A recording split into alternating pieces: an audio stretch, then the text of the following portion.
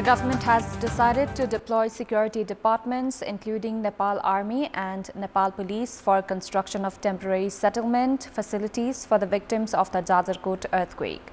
Also, in this edition of Kantipur News, we have updates about Prime Minister Pushpa Kamal Dahal's visit to the United Arab Emirates for COP28 and the unlivable conditions in northern Gaza. Good evening, I'm Chitrakar, and these are the headlines of the hour. Government decides to hold election for the members of the National Assembly on 25th of January as recommended by Election Commission. Security departments to be deployed for temporary shelters for Jajarkot earthquake victims. Prime Minister Pushpa Kamal Dahal scheduled to leave for the United Arab Emirates to attend the 28th Conference of Parties to the United Nations Framework Convention on Climate Change tonight. United Nations says parts of northern Gaza are now unlivable. WHO Director General adds more people could die from diseases than bombings. And Koshi province secure a consolation win at the KP Oli Cup T20 cricket tournament underway in Pokhara. CEO of Madan Bhandari Sports Academy blew by 9 wickets. Election for the members of the National Assembly is to be held on the 25th of January. Today's meeting of the Council of Ministers has decided to hold the election of the National Assembly on the date recommended by the Election Commission.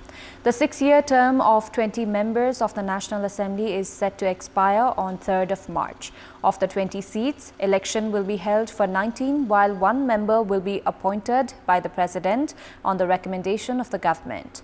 Based on the existing arrangement, election must be held 35 days before the expiry of the term.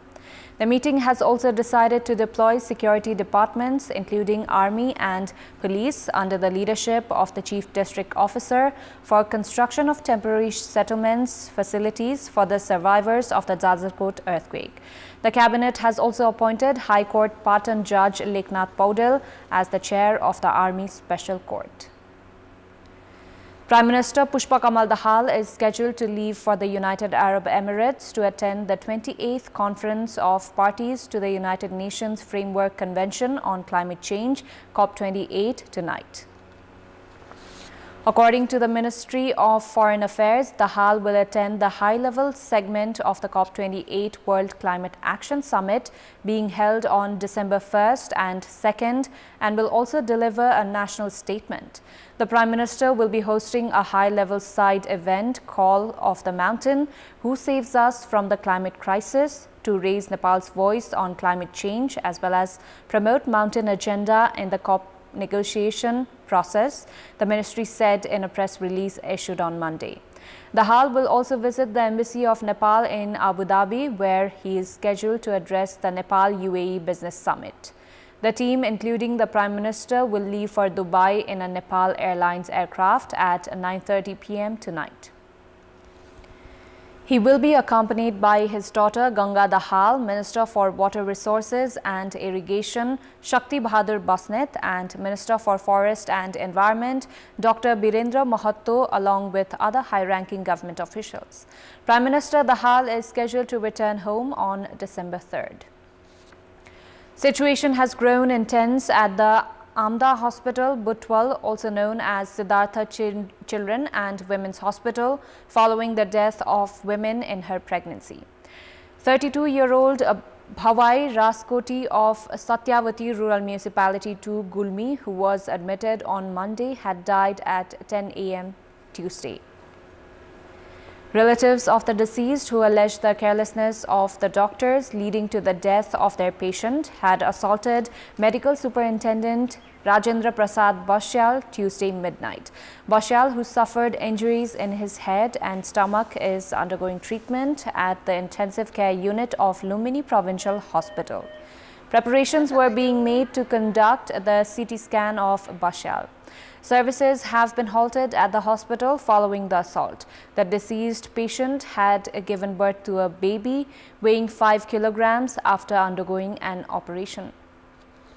The hospital has claimed that the patient had died of pulmonary embolism after she had tried to get up from the hospital bed.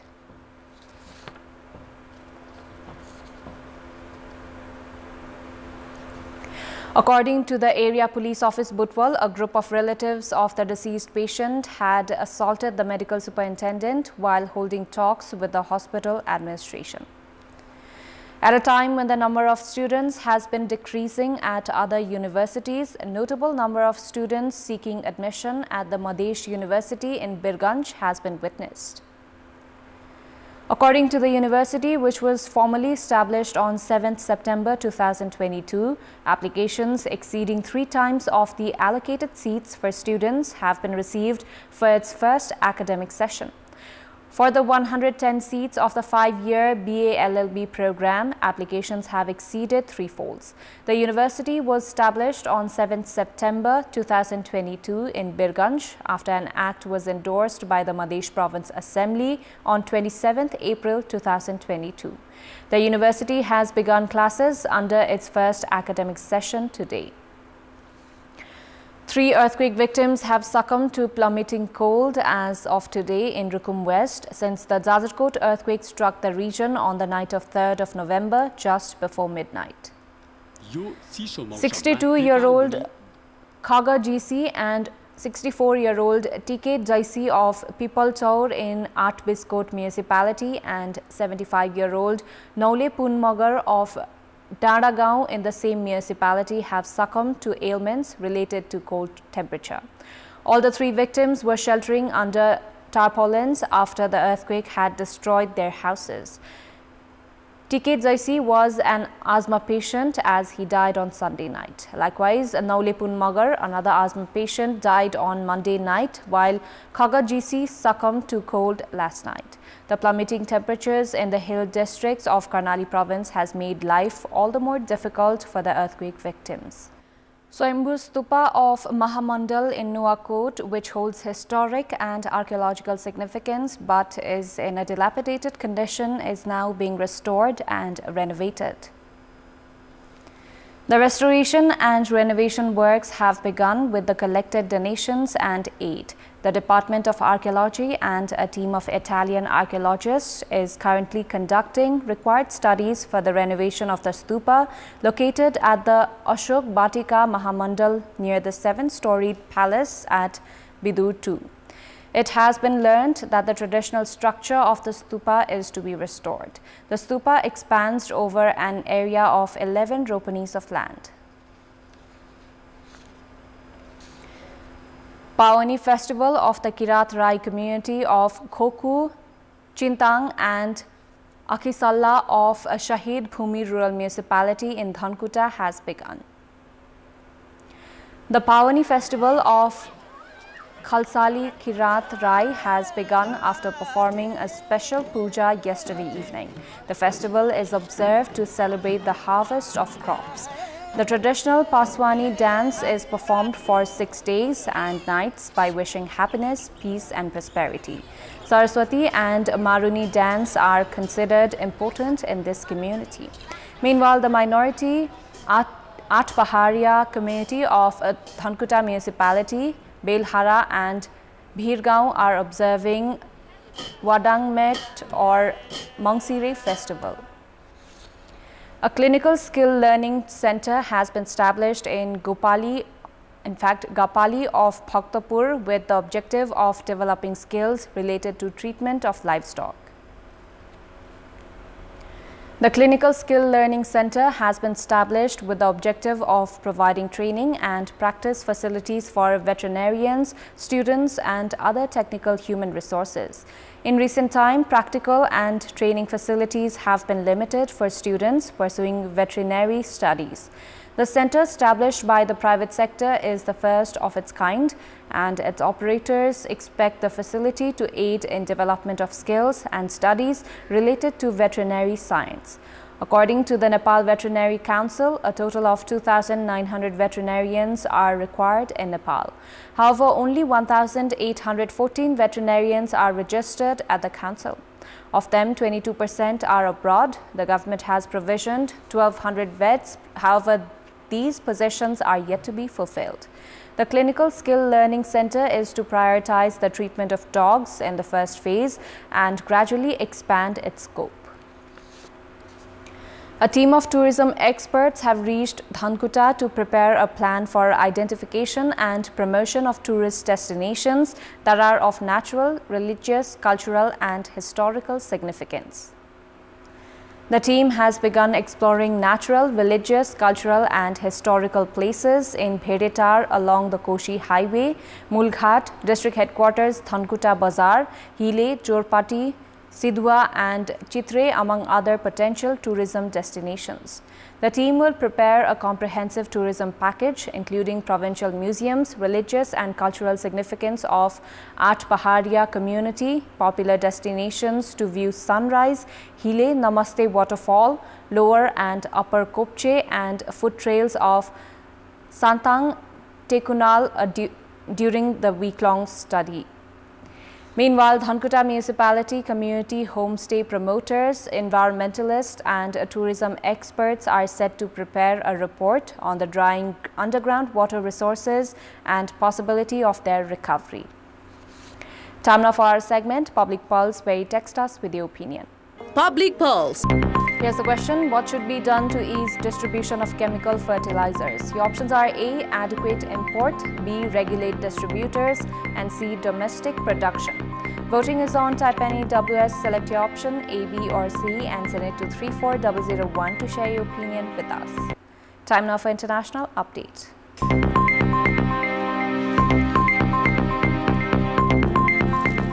The United Nations Relief and Works Agency for Palestine Refugees has said that parts of northern Gaza are now unlivable, while World Health Organization Director General Tedros Adhanom Ghebreyesus has said that more people could die from diseases than bombings.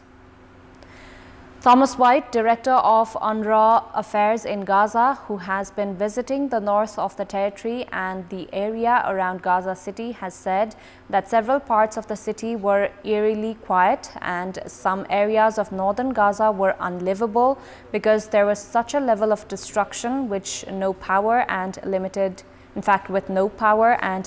water. Meanwhile, this morning, the head of the World Health Organization, Tedros Adhanom Ghebreyesus, shared on X the details on the number of cases of different diseases in Gaza. Ghebreyesus said, given the living conditions and lack of health care, more people could die from disease than bombings. According to Ghebreyesus, 111,000 are suffering from acute respiratory infections, 12,000 with scabies, 11,000 with lice, 75,000 from diarrhea, 24,000 with skin rash, 2,500 each with impetigo and chicken pox, and 1,100 with jaundice. The current 6-day truce has allowed around 200 lorries carrying humanitarian aid a day to enter the strip. But aid agencies say much more is needed. A Palestinian aid group took the opportunity of the 4-day truce in Gaza to engage with displaced children inside Khan Yunis schools by holding activities that take their minds off the destruction brought on by the war. Displaced Gazan children sang Palestinian songs and performed the Dabka dance in the schoolyard while engaging in the activities held by the Palestinian aid group, Watan Youth Center. Watan Youth Center has organized similar initiatives for 26 schools and shelters in Khan Yunis in hopes of reaching as many displaced children during the truce. Hamas and Israel are expected to release more hostages and prisoners today, the last day of a prolonged 6-day truce in the Gaza Strip conflict, as attention focused on whether mediator Qatar could negotiate another extension.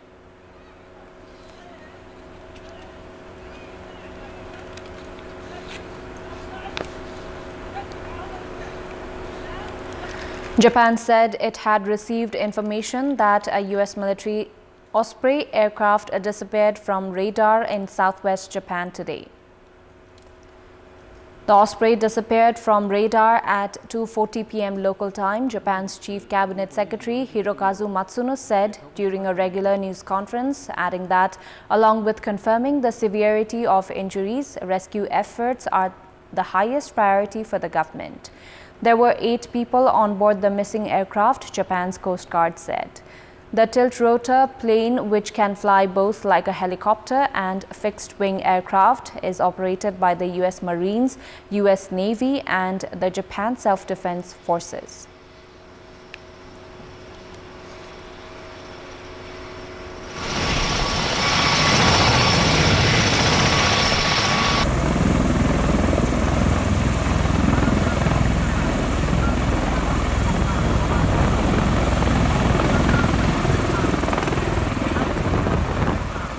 The Chief Minister of India's Uttarakhand state, Pushkar Singh Dhami, visited a hospital today where he spoke to workers undergoing observation after being rescued from a collapsed tunnel.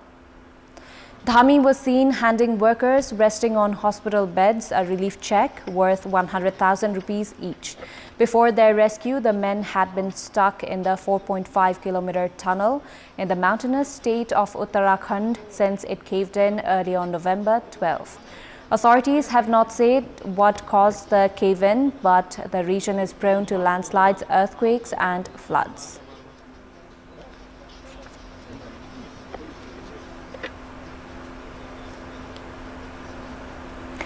Lahore residents have complained of health problems as toxic smog continued to engulf Pakistan's second-largest city despite government efforts to reduce pollution. For the fourth consecutive day, Lahore held the top spot today on a real-time list of the world's most polluted cities with an air quality index of 315 at around 11:30 a.m. local time, according to Swiss group IQ Air, which categorized the air quality as hazardous. Several residents complained of breathing difficulties and eye irritation while calling for more measures to protect them from the toxic fumes.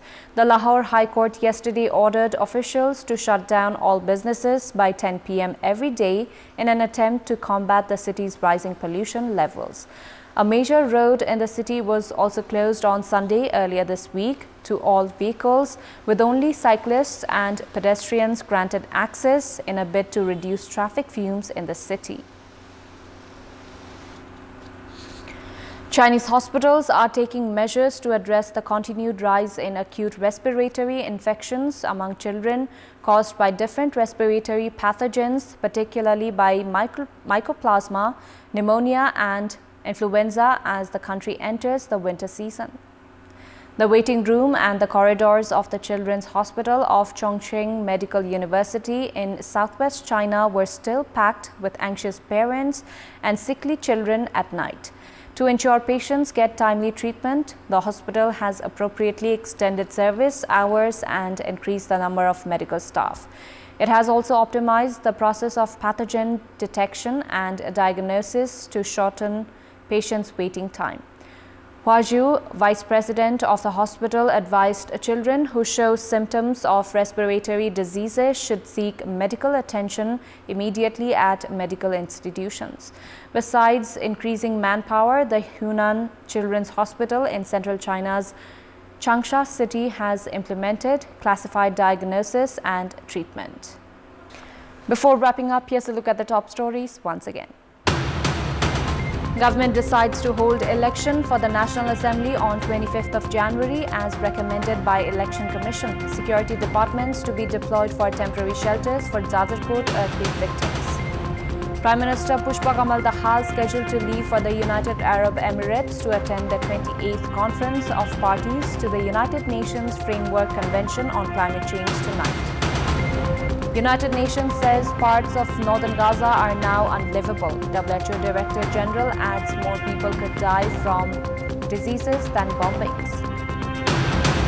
And Koshi province secure a consolation win at the KP Oli Cup T20 cricket tournament underway in Pokhara. CEO of Madan Bhandari Sports Academy blew by 9 wickets. That's all for the moment. Thank you for watching. Bye for now.